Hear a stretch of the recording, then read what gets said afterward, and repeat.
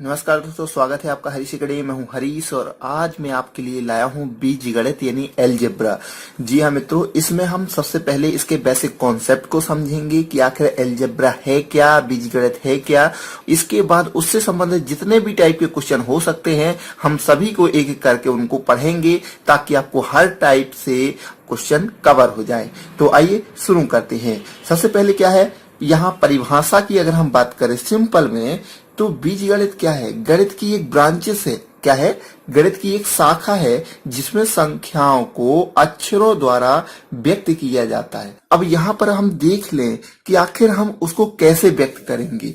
तो कुछ आपके सामने इस टाइप से जो समीकरण है वो बना हुआ आपको दिखेगा। तो आप इसमें क्या क्या ऐसे कॉम्बिनेशन से ये मिलके बना है। जैसे कि अगर इसमें देखिए हम पद की अगर बात करें तो पद क्या है, अगर हम इतने को पोर्शन को ले लें तो ये क्या हो जाएगा, एक पद हो जाएगा। क्या हो जाएगा? पद हो जाएगा। तो यहाँ पर एक पद ये होगा आपका और एक पद ये हो गया, मतलब तीन पद यहाँ पर हो गए। तो इन सभी को क्या कहेंगे? पद कहेंगे। पद में क्या होगा, चर और अचर के गुणांक रहेगा और प्लस लगेगा या माइनस लगेगा। तो प्लस माइनस से ये क्या होगा, सेपरेट होंगे। अब हम बात करते हैं जो हमने अभी शब्द यूज किए, चर अचर। तो चर और अचर क्या होते हैं? सबसे पहले हम यहाँ पर देखें, इसमें दो शब्द आपको दिख रहे होंगे, एक तो ए दिख रहा और एक एक्स दिख रहा। तो ए क्या कहलाएगा यहाँ पर, ये कहलाएगा अचर। अचर क्या होता है साहब? अचर वह होता है जिनका मान स्थिर रहता है, मतलब ये चेंज नहीं होता। और ये एक्स, ये यहां पर क्या कहलाएगा, ये कहलाएगा आपका चर। चर क्या होते हैं? जो मान क्या होते हैं, परिवर्तित होते रहते हैं, परिवर्तित होते रहते हैं। तो यहाँ पर दो चीज तो आपको समझ में आ गई कि चर और अचर। चर को हमेशा ABCD से व्यक्त करते हैं और एक्स को हमेशा XYZ इनसे परिभाषित करते हैं, इनसे प्रदर्शित करते हैं। क्लियर? अब इसमें मैंने क्या कहा, परिवर्तित रहते हैं। परिवर्तित रहते मतलब यहाँ भी 2 की पावर है, 3 की पावर भी हो सकती है, 4 की पावर होती है सर। यहाँ पर देखो 1 की पावर है, यहाँ पर पावर ही नहीं है, यहाँ पर केवल क्या है, अचर ही है, यहाँ पर चर तो है ही नहीं। तो इस प्रकार से यहाँ पर इसके जो मान होते हैं वो परिवर्तित होते रहते हैं। क्लियर? अब यहां पर देखिए, अब दूसरी चीज आपके आती है बहुपद। तो एक पद है तो उसको हम पद कहेंगे, लेकिन जब बहुत सारे पद मिल जाएंगे तो इसी को हम क्या कहेंगे, बहुपद कहेंगे। अब यहां पर अगर मैं यहां 0 लगा देता हूं, मतलब बराबर के बाद बराबर हमने साइन जैसे ही यूज किया और यहां पर हमने कुछ भी शब्द लिखा तो ये क्या हो गया, समीकरण। लेकिन अगर मैंने बराबर के बाद क्या लिख दिया, px लिख दिया, ये px से व्यक्त कर दिया, मतलब ये px के बराबर है, तो ये क्या बन गया, व्यंजक बन गया आपका। क्या बन गया? व्यंजक बन गया। तो यहां पर ये सारी चीजें आपको समझ में आ गई। समीकरण किसे कहते हैं? जब बराबर के बाद कोई 0 या कोई संख्या आ जाए तो ये क्या बन जाएगा, समीकरण बन जाएगा। लेकिन अगर वहां पर क्या लग जाए, px लग जाए तो वो व्यंजक बन जाएगा। लेकिन अगर ये दोनों नहीं है, केवल इतना है, तो ये क्या कहलाएगा, बहुपद हो जाएगा। और ये केवल एक पद होगा तो ये पद कहलाएगा। मतलब आपको सारी चीजें पता होनी चाहिए। आगे चल के हम पढ़ेंगे कि दिए हुए बहुपद है, इस बहुपद है या नहीं है, या व्यंजक में या समीकरण में। तो तीनों चीजें आपको क्लियर होनी चाहिए। बहुपद केवल इतने को कहेंगे, इसको 0 लग दिया तो ये क्या हो जाएगा, समीकरण। अगर हमने बराबर px लिख दिया तो ये व्यंजक हो गया। अगर इन तीनों पद को मिला के कहेंगे ये बहुपद हो जाएगा। तो ये तीनों चीजें, चारों चीजें आपकी क्लियर हो गई। क्लियर? अब यहां पर एक चीज और हम बात करते हैं। इसमें अगर हम कहें कि सबसे बड़ी पावर क्या है, 2 की पावर है, तो ये किस प्रकार का समीकरण कहलाएगा? अगर बराबर 0 है, किस प्रकार का बहुपद होगा? ये कहलाएगा दो घातीय बहुपद। क्योंकि इस बहुपद में क्या है, सबसे बड़ी घात क्या है, x का स्क्वायर की। तो ये कहलाएगा 2 घातीय बहुपद। लेकिन अगर केवल इतना ले लें तो किस प्रकार का बहुपद है, ये हो जाएगा 1 घातीय बहुपद। अब 1 घातीय बहुपद और 2 घातीय बहुपद, तो इनको बोलते हैं, एक घातीय बहुपद होता है उसको बोलते हैं रेखीय बहुपद। रेखीय बहुपद भी बोलते हैं इसको।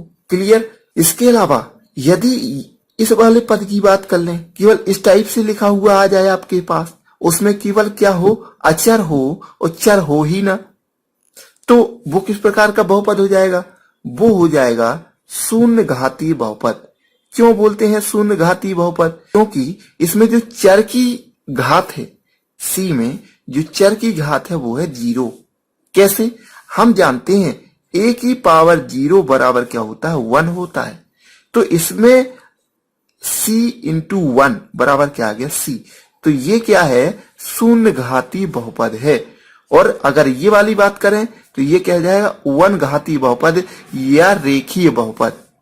ठीक है, अगर 2 की पावर है तो 2 घाती बहुपद। ठीक है ना। इसको हम अभी आगे हम बहुत अच्छे तरीके से पढ़ेंगे, इनके क्वेश्चन भी सॉल्व करेंगे कि एक चर वाले समीकरण, द्विचर वाले समीकरण, तो इनको अभी हम बहुत अच्छे तरीके से सॉल्व करेंगे। यहां पर केवल मैं इसकी परिभाषा बता रहा हूं, यहां पर केवल उसके शब्दों को मैं बता रहा हूं कि ये आगे चल के हमें यूज होंगे। तो कम से कम इतना तो हमें पता होना चाहिए कि किसको क्या बोलते। क्लियर? अब देखते हम आगे। यहां पर एक चीज और है कि जो व्यंजक होंगे या बहुपद होंगे, ठीक है। अब व्यंजक मतलब px और बहुपद मतलब px बगैर px की। तो जो परमेय व्यंजक या बहुपद होंगे उनमें क्या कंडीशन होगी, इससे सीधा सीधा क्वेश्चन बनता है। और अगर आपको ये कंडीशन पता नहीं होती तो आप इसका क्वेश्चन 100% गलत कर देंगे। जैसे कि दो पद का योग या अंतर, वो क्या होता है? बहुपद होता है। यानी दो पद होंगे मतलब ax² प्लस bx², तो ये ऐड हो जाएगा और ये जो मिलके बनेंगे वो क्या होगा? बहुपद ही होगा। क्लियर? यहाँ ये तो क्या है? ये क्या है? हमने पहले ही बताया है कि ये मान स्थिर रहते हैं, मतलब 4x 5x होगा, 4x² प्लस 5x²। तो ये क्या? 5 4 9 हो जाएगा, 9x²। तो ये क्या हो गया? योग। और या यहाँ पर माइनस भी लगा दे तो योग या अंतर ये क्या होता है? बहुपद ही होता है। बहुपद में पद ये बटे में नहीं होना चाहिए। पहली कंडीशन, जो बहुपद होंगे वो बटे में नहीं होना चाहिए। ठीक है। और बहुपद में हमेशा अंडर रूट साइन का उपयोग नहीं यूज होगा। मतलब जो x वाली राशि होगी, x वाली राशि मतलब जो चर होंगे उसमें अंडर रूट नहीं अलाउ होगा। अगर अंडर रूट लगा है तो वो बहुपद नहीं कहलाएगा। बहुपद को बीजीय व्यंजक भी कहा जा सकता है। वही कि अगर बराबर px लगा दिया तो वो क्या हो जाएगा? बीजीय व्यंजक। तो ये तो मतलब बताया है आपको कि बहुपद को बीजीय व्यंजक भी कहा जा सकता है। परमेय व्यंजक में अंश व हर एक ही बहुपद होना चाहिए। तो ये कुछ कंडीशन है। अगर ऐसा आता है तो आप कह सकते हैं कि ये बहुपद है, और अगर ऐसा आपको मिल जाता है कह सकते हैं वो बहुपद नहीं है। अब थोड़ा सा हम इसको, मैंने आर.एस. अग्रवाल से कुछ क्वेश्चन को देखा है तो मैं सीधे आपको बताता हूं कि इसमें किस टाइप से क्वेश्चन पूछे जाते हैं। ये आर.एस. अग्रवाल है। आपको इसमें दिख रहा है कि निम्नलिखित व्यंजकों में कौन सा बहुपद है। तो यहां पर ये आपके ऑप्शन दे दिए। अब वही क्वेश्चन सीधे सीधे दे दिया। तो आप यहां पर देखो, मैंने कहा था कि बटे में जो होते हैं चर वो नहीं आएंगे। तो यहां देखो पहले वाले ऑप्शन में 1/x है तो ये बहुपद नहीं है। यहां अंडर रूट में भी चर है तो ये भी बहुपद नहीं है। अब यहां पर देखो, यहां पर जो चर है की घात x² है, लेकिन जो अचर है वो √3 है, कोई दिक्कत नहीं। √2 है और x है +6 है। ठीक है। अब यहां पर हमारी ऐसी कोई भी कंडीशन नहीं है जो कि बहुपद ना होने पर विवश करे। तो ये बहुपद है। यहां पर भी जो x है वो क्या है? अंडर रूट में है, इसलिए ये क्या? बहुपद नहीं। तो ऐसे सीधे सीधे क्वेश्चन आते हैं। ये मैंने अभी आर.एस. अग्रवाल से बताया है, ये कई एग्जाम में सीधा पूछता है। जैसे कि यहाँ निम्नलिखित व्यंजकों में से कौन सा बहुपद? तो यहाँ पर देखो x क्या है? अंडर रूट में है, तो बस इसको भूल जाओ कि ये बहुपद होगा। ये अंडर रूट के अंदर है, बटे में भी है, तो ये तो और बहुपद नहीं है। इसके बाद x - 1/x और 2x, तो यहां देखो बटे में x आ गया तो मतलब ये भी नहीं है। लेकिन 2x तो ये क्या है? बहुपद है। और किस टाइप का है? एक घाती है। निम्नलिखित व्यंजकों में से कौन सा बहुपद है? यहां भी बताएं आप। तो यहां आप अपने खुद से बताएं, यहां बटे में है, यहां बटे में है, या अंडर रूट में है, तो बचा क्या? ये। तो ये बहुपद है। निम्नलिखित व्यंजकों में से कौन सा बहुपद है? यहां पर आप देख सकते हैं। तो यहां पर x माइनस की पावर है, माइनस की पावर है, माइनस की पावर है। माइनस की पावर का मतलब क्या होता है? 1/। ठीक है ना। ये एक यहां पर भी माइनस पावर है, तो ये तीनों नहीं है। लेकिन 0 ये बहुपद है। 0 क्या है? बहुपद है। क्योंकि इसमें क्या पूछा है? चर की घात क्या होनी चाहिए? ना तो माइनस में होना चाहिए, ना तो बटे में होना चाहिए, ना तो अंडर रूट में होना चाहिए। वो इसमें कुछ भी नहीं है, इसलिए 0 भी क्या है? बहुपद है। ये छोटी छोटी सी बातें हैं, अगर आप इनका ध्यान रखोगे तो आपको आगे चल के बहुत प्रॉफिट होगा। निम्नलिखित में से कौन सा रेखीय बहुपद है? अब रेखीय बहुपद किसे कहते हैं? मैंने बताया था, जिसमें चर की घात अधिकतम क्या होती है? एक होती है, उसे रेखीय बहुपद कहते हैं। तो यहाँ उसने सीधा पूछ लिया कि रेखीय बहुपद इनमें से कौन सा है। तो यहाँ देखो 1/x तो बहुपद ही नहीं है, ये x प्लस एक्स स्क्वायर, ये इसमें अधिकतम घात क्या है? 2 की पावर है, इसलिए ये क्या है? द्विघातीय बहुपद, तो ये नहीं है। यहाँ x प्लस 8, तो ये क्या हो जाएगा? आपका एक घातीय बहुपद, और एक घातीय बहुपद को ही रेखीय बहुपद कहते हैं। तो ये आपका रेखीय बहुपद है, ये बटे में है, तो ये तो बहुपद ही नहीं है। इसी प्रकार यहाँ द्विघाती नहीं पूछा, यहाँ क्या पूछा है? द्विपदी, जिसमें 2 पद हों तो उसको कहेंगे द्विपदी बहुपद। तो यहाँ 2 पद कौन से में है? देखो यहाँ 3 पद है, यहाँ 1 पद है, यहाँ 3 पद है, तो द्विपदी कौन सा कहलाएगा? ये वाला, कि इसमें द्विपदी। कंफ्यूज हो सकते हैं, यहाँ द्विघाती भी, मैंने भी यही सोचा था यहाँ द्विघाती बहुपद, लेकिन यहाँ द्विपदी है, तो यहाँ 2 पद वाला, तो ये केवल 2 पद वाला। उसी प्रकार से ये थोड़ा सा इंपॉर्टेंट है, आप इसको देख लें। करणी √2 किस घात का बहुपद है? तो √2 किस घात का बहुपद है? अब आप खुद दिमाग लगाइए, मैंने अभी बताया था आपको कि अगर यहाँ पर चर की पावर कितनी है? 0 है ना, क्योंकि चर की पावर अगर 0 है तो उसका मतलब क्या होता है? 1। तो इसमें किसका गुणा है? 1 का गुणा है, ऑलरेडी मान के चलते हैं अपन। तो इसमें घात का बहुपद क्या है? 0 है। तो इस टाइप से क्वेश्चन आते हैं, इसलिए मैंने आपको ये प्रैक्टिस बता दी, एक नमूना बता दिया कि आपको, इसलिए मैं वो चीजें आपको क्लियर कर रहा हूं। क्लियर? अब देखते हैं हम अगले टाइप के। तो यहां पर आपको क्लियर हो गया, इसीलिए मैंने ये सारी चीजें आपको कंडीशन दी हैं कि कौन सा बहुपद होगा और कौन सा बहुपद नहीं होगा। हम चलते हैं अगले डेफिनेशन की ओर, योज्य प्रतिलोम। अब ये एक नई टर्मिनोलॉजी यूज होगी आपकी कि योज्य प्रतिलोम। अगर कुछ ऐसे समीकरण दे दिया और उसमें कह दिया उसने कि इसका योज्य प्रतिलोम ज्ञात करो, तो कैसे ज्ञात करेंगे अगर आपको उसके बारे में थोड़ा सा भी नॉलेज नहीं होगा। यहाँ पर मैं इसलिए इन सारी चीजों को डिस्कस कर रहा हूं कि प्रत्येक परिमेय व्यंजक, व्यंजक मैंने बताया था px/qx, तो ये व्यंजक है, मतलब एक अलग ऊपर समीकरण होगा, नीचे अलग समीकरण होगा। तो प्रत्येक परिमेय व्यंजक px/qx के लिए परिमेय व्यंजक योज्य प्रतिलोम कहलाता है। अगर उसमें क्या हो? माइनस का इंटू, यहां पर मैंने लिख भी दिया है, अगर मैं उसमें माइनस का गुणा कर दूं तो वो क्या कहलाएगा? योज्य प्रतिलोम कहलाएगा। कोई भी समीकरण है, अगर उसमें माइनस का मैंने इंटू कर दिया तो वो क्या कहलाएगा? योज्य प्रतिलोम कहलाएगा। जैसे यहां पर एक एग्जाम्पल दिया है, x² - 3x/4y का योज्य प्रतिलोम ज्ञात करो।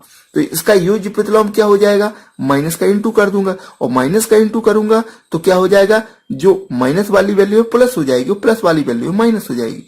या हम लिख सकते हैं x² और प्लस 3x/4y, ये हो जाएगा इसका योज्य प्रतिलोम।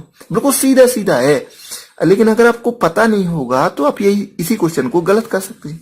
जैसे 4/7 का योज्य प्रतिलोम क्या होगा? तो बस -4/7, ये योज्य प्रतिलोम हो जाएगा। तो सीधा सा मतलब है, योज्य प्रतिलोम का मतलब माइनस का गुणा। क्लियर? अब देखते हैं हम अगला टाइप। ये भी आपके पास एक कंडीशन आएगी कि गुणन प्रतिलोम किसे कहती है? प्रत्येक परिमेय व्यंजक px/qx के लिए qx/px गुणन प्रतिलोम कहलाता है। मतलब यहां देखो px/qx है, यहां qx/px हो गया। मतलब क्या? अगर कोई वैल्यू है मान ली x/y, तो y/x क्या हो जाएगा? गुणन प्रतिलोम कहलाएगा। या 1/x/y क्या कहलाएगा? गुणन प्रतिलोम कहलाएगा, क्योंकि ये संख्या क्या हो रही है? पलट रही है। उसी प्रकार से अगर हम एग्जाम्पल में देखें कि 2/3 का गुणन प्रतिलोम क्या होगा, सीधा सीधा अगर पूछता है तो हम क्या करेंगे?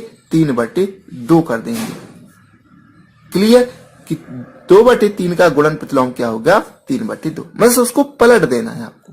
जैसे ये -2x/3y का गुणन प्रतिलोम क्या होगा? तो यहां क्या हो जाएगा? 3y/2x, ये माइनस लगा है तो माइनस लगा दो, ये क्या हो जाएगा? गुणन प्रतिलोम। उसी प्रकार से अगर निरपेक्ष मान की हम बात करें तो प्रत्येक परिमेय व्यंजक जो मॉड में रहता है, ये कहलाती है। ऐसे लगा लिया हमने 2 लाइन, तो इनको मॉड बोलते हैं। तो प्रत्येक परिमेय व्यंजक माइनस हो या प्लस हो, अगर वो मॉड के अंदर है तो उनका निरपेक्ष मान हमेशा क्या होता है, पॉजिटिव होता है। क्योंकि मॉड का मतलब ही होता है कि इसके अंदर जो भी वैल्यू लिखी जाए वो जब बाहर जाएगी तो वो हमेशा पॉजिटिव ही रहेगी। जैसे कि -5/2 का निरपेक्ष मान क्या होगा, 5/2, और 5/2 का निरपेक्ष मान 5/2। तो निरपेक्ष मान का मतलब क्या होता है कि पॉजिटिव वैल्यू। क्लियर? तो इस टाइप से अगर आपको सीधे सीधे क्वेश्चन पूछता है तो आपको ऐसे इसके आंसर देना है। क्लियर?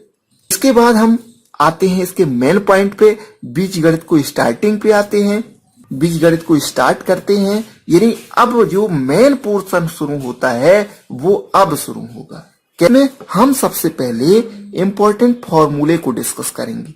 जो इसमें बहुत सारे फॉर्मूले हैं, माने ज्यादा तो नहीं है, लेकिन जितने भी हैं हम सबसे पहले उनको डिस्क्राइब करेंगे कि आखिर a - b का स्क्वायर जो होता है वो क्यों होता है। तो थोड़ा सा आपको अगर पता चल जाएगा, उसका डिस्कशन पता चल जाएगा कि आखिर इसका निर्माण कैसे हुआ है, तो कल को अगर आप एग्जाम में बैठेंगे तो आपको पूरा पूरा क्लियर हो जाएगा। और अगर आपसे फॉर्मूला भूल भी गया तो आप उसको 2 मिनट में डिजाइन कर सकते हैं, कि उसको बना सकते हैं। तो ये चीज बहुत ही इंपॉर्टेंट होती है और लोग इस पर ध्यान नहीं देते। इसको हम अगले वीडियो में बहुत अच्छी तरीके से डिस्कस करेंगे, क्योंकि इस वीडियो में अगर हम डिस्कस करेंगे तो इसकी लेंथ बढ़ जाएगी। तो आशा करता हूं मित्रों आपको वीडियो जरूर पसंद आएगा। यदि आपको वीडियो पसंद आए तो प्लीज लाइक से कमेंट करना ना भूलें। मिलते हैं हम अगले वीडियो में, तब तक के लिए नमस्कार।